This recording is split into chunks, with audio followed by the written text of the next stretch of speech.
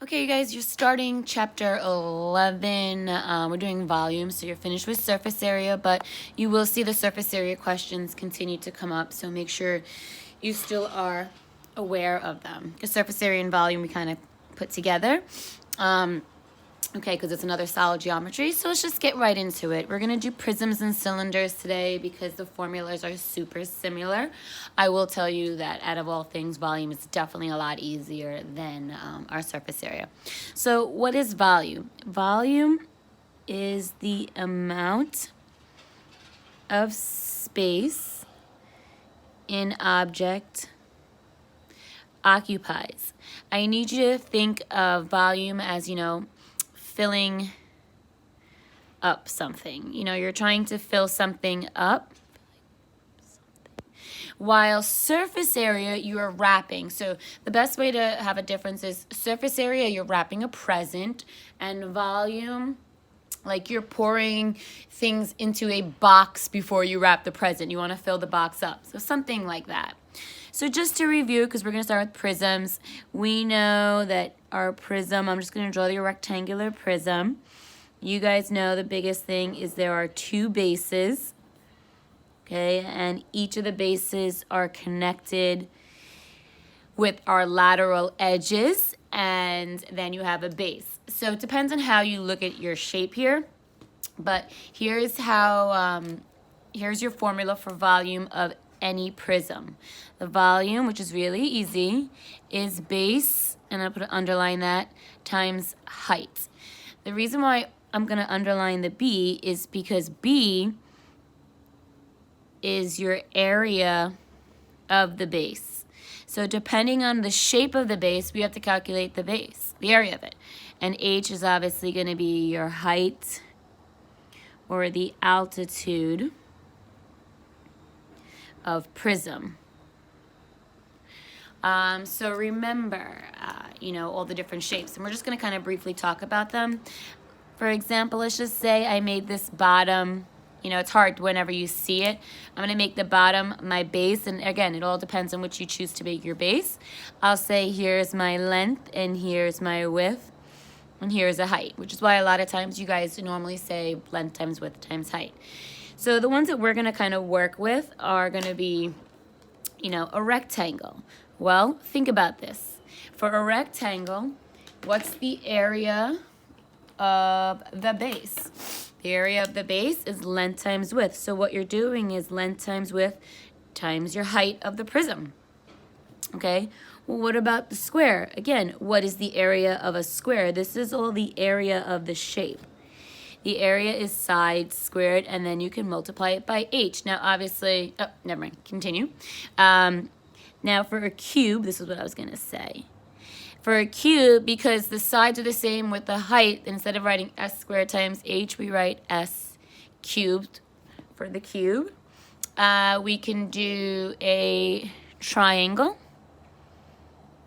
And you guys know if it's any type of triangle, you could do base times height over 2. Again, that's the area of the base, but then you have to times it by the height of the prism. So if I were you guys, I would kind of write it like that so you guys don't lose it, and be careful. These h's are not the same. Let's just mention our equilateral triangles. So one more time, the area of the base. And then you're going to times it by the height of the prism. So what we did when we talked about the areas of our polygons is going to come into play. And then let's do whether we do a hexagon or the pentagon. I'm telling you, those are the only ones I'm going to give you. It's 1/2 your apothem perimeter times the height of the prism.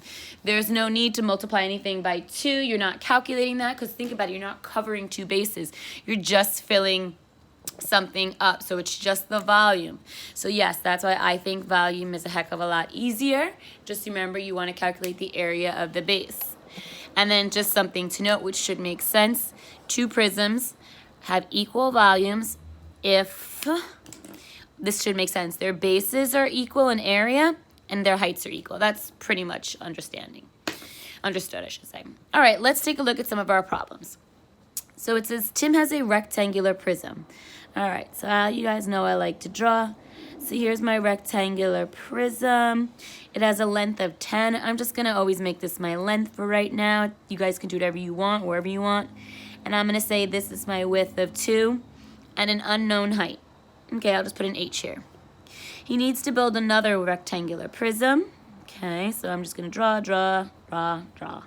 A length of 5 and the same height as the original. So I'll just put an H. And it says the volumes of them are equal. Find the width. Well, this question is referring to what I wrote for you here, which should make sense. If the areas of the bases are equal and the heights are equal, then the volumes are equal. Well, the volumes are equal. They're telling me the heights are equal, so the area of the bases must be equal. Well, what's the area of the first base? Your area is 20, 10 times 2. So that means for this one, you're going to say 5 times what has to give me 20, and it's going to be 4, so 4 is the new width. Well, not the new width, but 4 needs to be the width. Pretty simple. Okay. For this one, it's really easy, but I want to make sure you guys know how to use your calculator to solve it. So you have a volume of a cube. So I'm going to write the volume of the cube formula. Side cubed is equal to my volume. And then they tell me it's 216 yards. Probably should say cubed. And they want me to find the side. Well, obviously, you know, we would always square root when you guys were raised to the second power.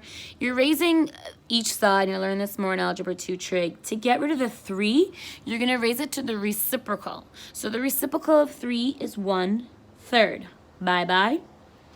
2/16 to the 1/3, you guys can use your calculator, and you get a side of 6.